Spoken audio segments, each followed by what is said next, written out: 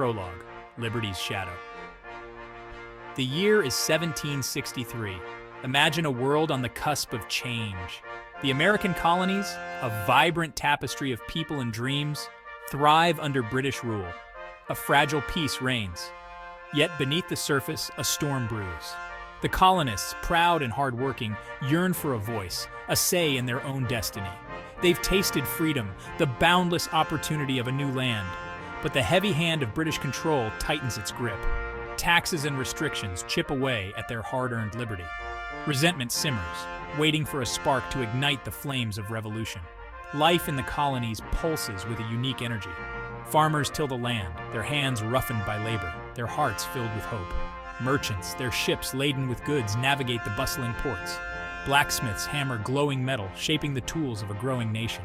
In the taverns, stories of independence and self-reliance are shared over tankards of ale. The American spirit, a potent blend of resilience and ambition, thrives in this fertile ground. But shadows lengthen. The British crown, burdened by the costs of empire, sees the colonies as a source of revenue.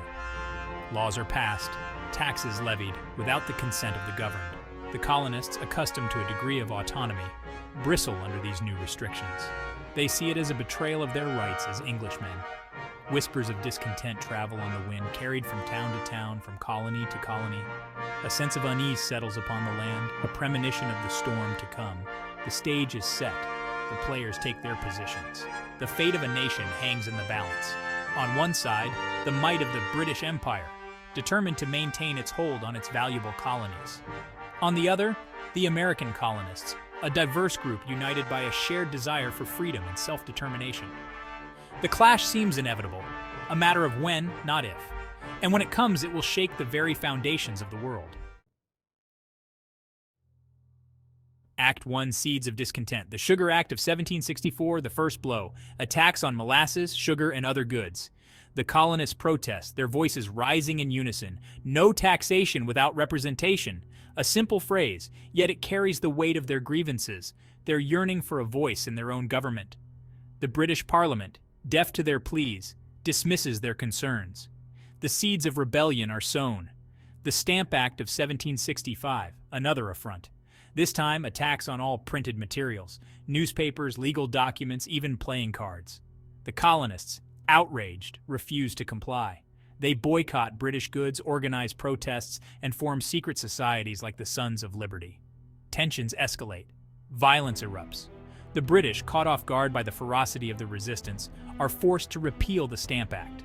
But the victory is short-lived. The British, determined to assert their authority, passed the Townshend Acts in 1767. These new taxes target essential goods: tea, glass, lead, and paint.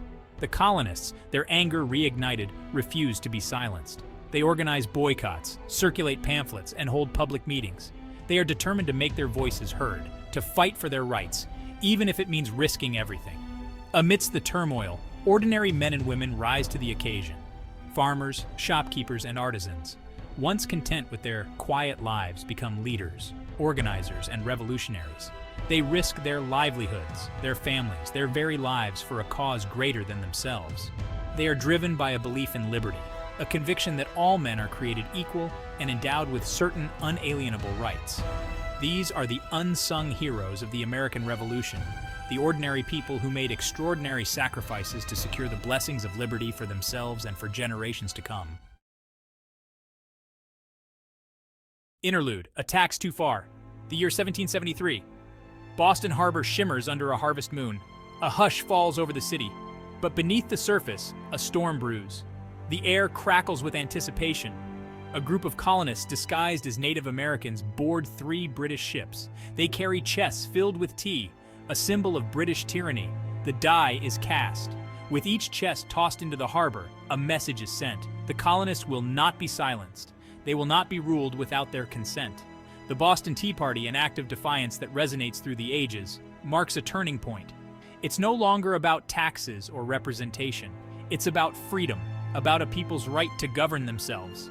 The British, enraged by this act of rebellion, retaliate with fury. They close the port of Boston, restrict colonial assemblies, and impose martial law. These are the intolerable acts, designed to crush the spirit of resistance. But they have the opposite effect. The colonies, united in outrage, rally around their brethren in Boston.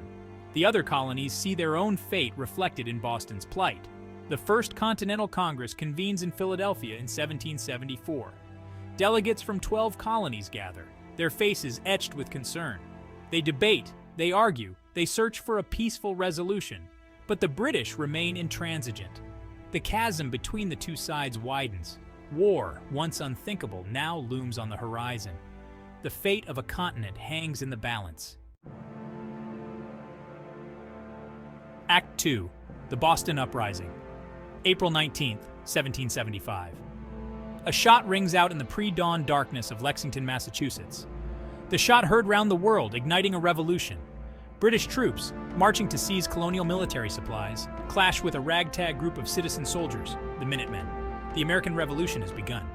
News of the battles of Lexington and Concord spreads like wildfire. From every corner of the colonies, farmers, shopkeepers, and blacksmiths answer the call to arms. They are poorly equipped and untrained, but they are fighting for their homes, their families, their freedom. They are determined to resist British rule, whatever the cost. The British, initially dismissive of the colonial rebellion, find themselves facing a determined and resourceful enemy. The colonists, fighting on their own ground, employ guerrilla tactics, ambushing British patrols and disrupting supply lines. They are led by men like George Washington, a Virginia planter who emerges as the commander of the Continental Army. The war rages for years.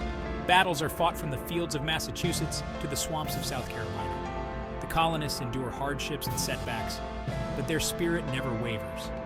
They are fighting for a cause they believe in, a cause worth dying for. Act 3. A Nation Forged in Defiance. The Declaration of Independence, a beacon of hope. Penned by Thomas Jefferson, it proclaims the birth of a new nation, founded on the principles of liberty and equality. We hold these truths to be self-evident, that all men are created equal, that they are endowed by their Creator with certain unalienable rights, that among these are life, liberty, and the pursuit of happiness. These words, echoing through the centuries, inspired generations to fight for freedom and justice. The war continues, a brutal test of wills. The Continental Army, outnumbered and outgunned, suffers defeats and endures harsh winters, but they persevere, bolstered by the unwavering support of the civilian population. Women take on new roles, managing farms and businesses, sewing uniforms, and even tending to the wounded. The tide begins to turn with a crucial victory at Saratoga in 1777. This victory convinces France, eager to weaken its British rival, to formally ally with the fledgling United States. Spain and the Netherlands soon follow suit, providing much-needed financial and military support to the American cause. The final battle takes place at Yorktown, Virginia in 1781. Trapped by a combined French and American force, British General Cornwallis surrenders. The American Revolution is won. The United States of America, a nation conceived in liberty and dedicated to the proposition that all men are created equal, is born. Epilogue: The Echoes of Revolution. The American Revolution, a watershed moment in human history. It marks the birth of a new nation, founded on the ideals of liberty, equality, and self-government. The Founding Fathers, inspired by Enlightenment thinkers like John Locke and Montesquieu, create a government of the people, by the people, for the people. The Constitution, with its Bill of Rights, guarantees fundamental freedoms: freedom of speech, freedom of religion, freedom of the press, the right to bear arms, the right to a fair trial. These rights, hard-won through the sacrifices of the revolutionary generation, become a beacon of hope to oppressed peoples around the world. The American Revolution inspires revolutions in France, Haiti, and Latin America. It gives birth to the modern democratic movement, the idea that government derives its just powers from the consent of the governed. The principles enshrined in the Declaration of Independence, once considered radical and dangerous, become universal aspirations. The legacy of the American Revolution is complex and multifaceted. It is a story of courage, sacrifice, and the enduring human desire for freedom.